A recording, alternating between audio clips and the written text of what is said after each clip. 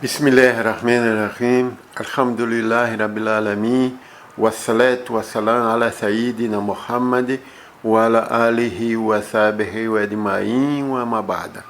Em nome de Deus, o clemente e o misericordioso, louvado seja Allah, Senhor do Universo, que a paz e as bênçãos de Allah esteja com o profeta Muhammad sallallahu alaihi wasallam, com a sua família, com seus companheiros e com todos os muçulmanos até o dia do juízo final. Meu tema hoje é Islã, código de vida.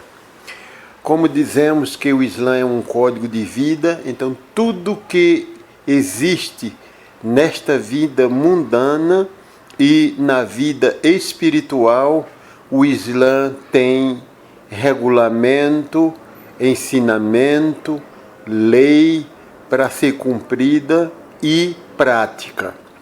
No que diz respeito a um código de vida, vamos analisar que código de vida é este. Primeiro, nós vamos ver qual é o código de vida aplicado no nosso corpo físico, no corpo de um muçulmano.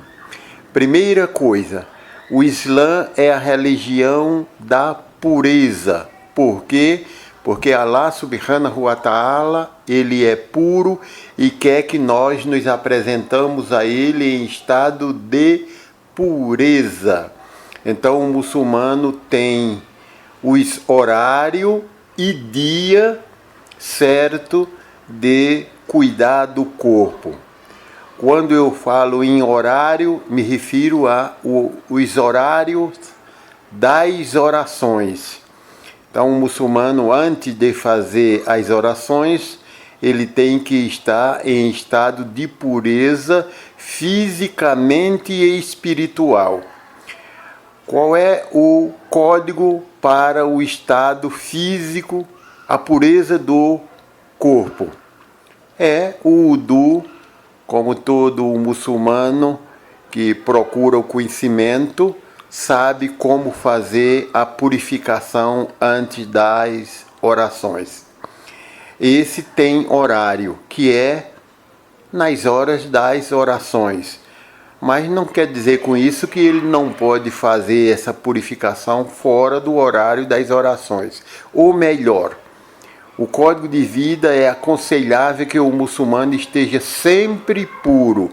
Se mesmo ele quebrar esse wudu, anular esse wudu por uma necessidade fisiológica, é aconselhável na mesma hora que ele quebrar esse wudu, anular, ele repor o wudu e estar sempre pronto para fazer a próxima oração. Esse é um código para a pureza do corpo, que eu falei em horário, para ninguém protestar, mas tem horário para isso?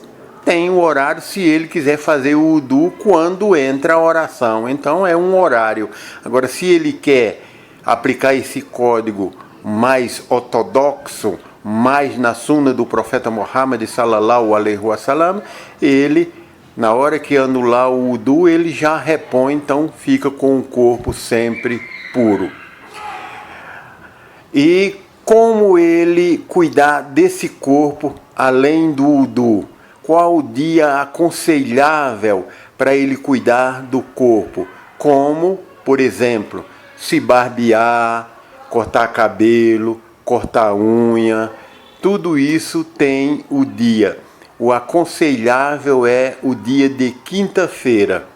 Mas por que o dia de quinta-feira? Por que não outro dia? Não, pode fazer sim em qualquer outro dia. Mas nós estamos falando, o nosso tema é Islã, código de vida. Então, um código vem acompanhado com lei, com estatuto, com mandamento, com preceito. E as determinações é o dia de quinta-feira. Essa é a sunna do profeta Muhammad sallallahu alaihi wasallam. Então vamos começar pela unha. Então ele corta as unhas, começando na mão direita e no dedo mínimo até o dedo polegar.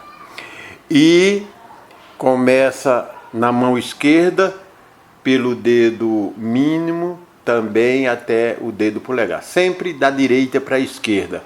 E como eu já falei, se ele for aparar a barba ou tirar o bigode ou cortar o cabelo, sempre na quinta-feira. Por quê?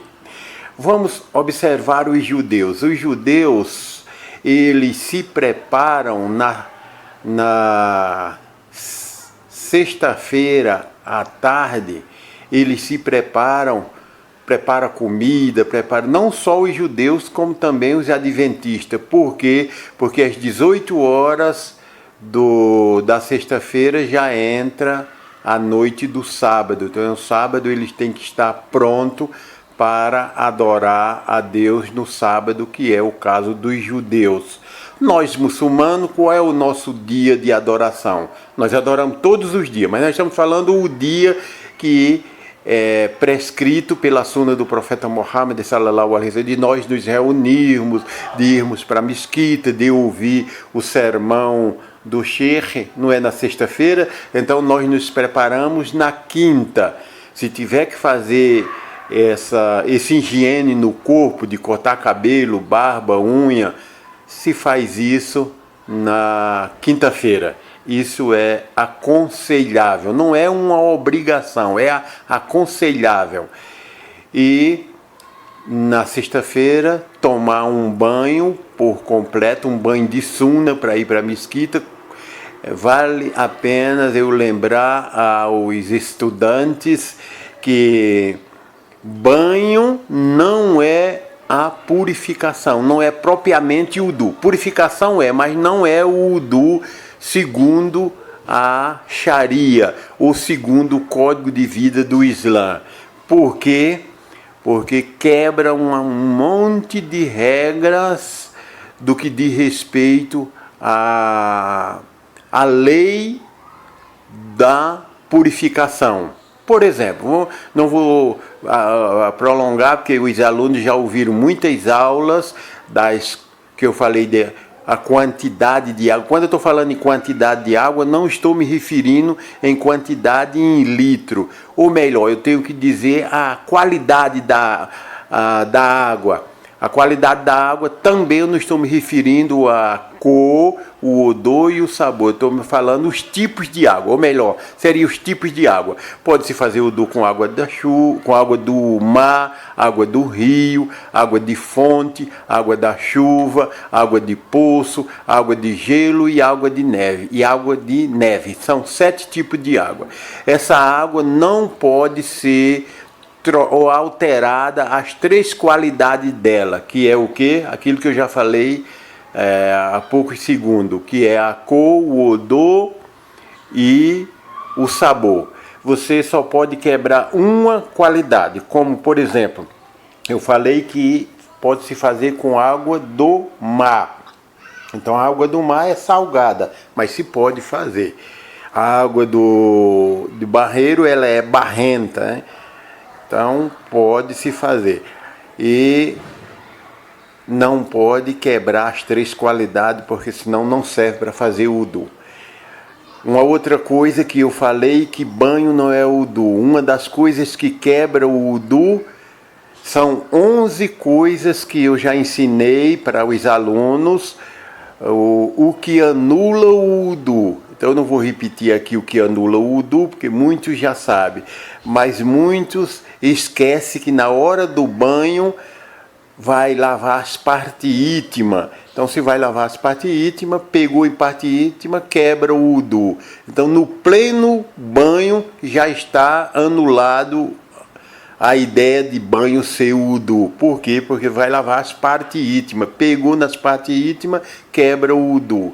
Também no próprio banho, se ele usar qualquer produto químico, seja o shampoo, o condicionador, ou sabão, ou sabonete, também quebra as 3 qualidades da água. A água fica cor de leite, a água fica com sabor do sabão, ou do shampoo, ou do condicionador, do produto químico, e o odor, que é o perfume contido nesses produtos.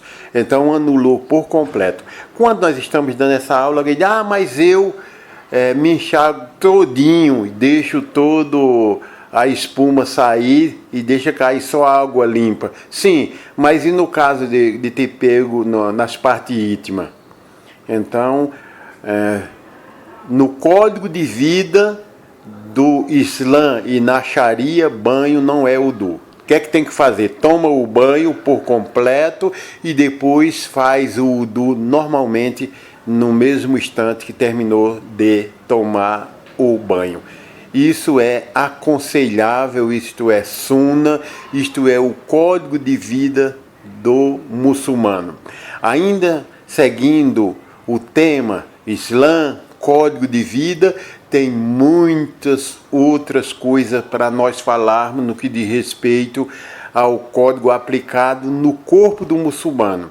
Falamos do higiene, né, do corpo, que vai se depilar na quinta-feira, cortar as unhas na quinta-feira, cortar o cabelo na quinta-feira, e já falei do banho. Agora vamos falar na hora da comida.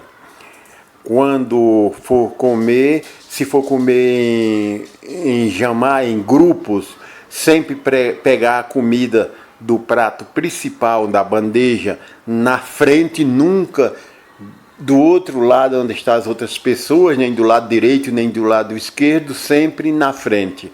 Colocar no prato, se for comer em uma bandeja só, comer na frente. Comer com a mão direita, é aconselhável comer com a mão, pegando a comida com os 3 dedos, que aqui no Brasil não temos esse costume, mas se nós estivermos na nossa casa, comendo com a família, pode muito bem praticar essa sunna. Se tiver num restaurante ou em um lugar social, se come com o garfo e a faca, que isso é uma invenção nova, esses objetos de se comer garfo e faca.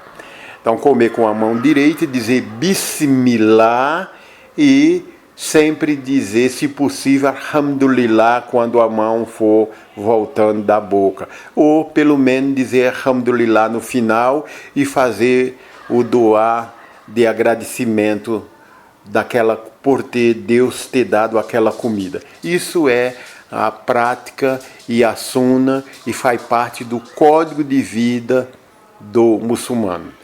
O código de vida no que diz respeito a sair de casa ou para o trabalho ou para onde for, ou para a viagem, sair de casa sempre com o pé. Aqui nós podemos criar uma polêmica no que diz respeito a sair com o pé direito, porque sempre nós saímos com o pé direito quando a gente saímos de um lugar limpo, de um lugar sujo para um lugar limpo. No caso, nós estamos saindo de casa, a nossa casa é limpa, então se sai com o pé esquerdo. No caso de entrando na casa, a rua é suja, se entra com o pé direito. Aí, quando for viajar, tem que se fazer a súplica do viajante e, a partir do momento que atingir 82 quilômetros, vamos arredondar para 80 quilômetros ou 100 quilômetros, não vamos criar polêmica na quantidade de quilômetros. Então vamos colocar uma meta. 82 quilômetros, inicia-se a oração do viajante. Então ele pode juntar 2 orações em uma. E fazer 2 prostrações, faz uma oração, por exemplo. Já fez a oração do Fajr, saiu de casa depois do Fajr. Então, quando for meio-dia, pode fazer a oração do Zohar e a oração do Asr. Sendo que no Magharib tem que ser as 3 prostrações. E esse viajante, se ele estiver fazendo o jejum, ele pode anular o jejum, se ele quiser. É uma sunna, é uma facilidade do profeta Muhammad sallallahu alaihi wasallam dele suspender o jejum se ele estiver no meio de Ramadã. E ele pode também, quando fazer o wudu, calçar uma meia grossa e quando ele anular o wudu, no próximo wudu ele passar só a mão em cima da meia. Isso vale por 24 horas. E quanto juntar as duas orações, vale por 3 dias, no local onde ele estiver, 3 dias. Depois desses 3 dias, já é considerado que ele mora naquele local. Então as orações voltam a ser normalmente. Voltando para casa, quando ele chegar em casa, esse código de juntar as orações não acontece mais. Ele volta às orações normalmente. Isso é só quando ele estiver lá. Se ele ficar lá por mais desses dias ou por 8 dias, então as orações voltam normalmente, porque já considera que ele mora naquela localidade. Isto é um código de vida. O Islã, quando diz código de vida, tem lei para todas as coisas. Agora vamos para a busca do conhecimento. Tem código de vida, ou tem código no Islã, ou lei, ou estatuto, ou mandamento para buscar o conhecimento? Sim. Qual é a nossa primeira fonte que nós buscamos o conhecimento? O Alcorão. Então não se pode ler o Alcorão sem não estar em estado de pureza. Tem que estar com o wudu.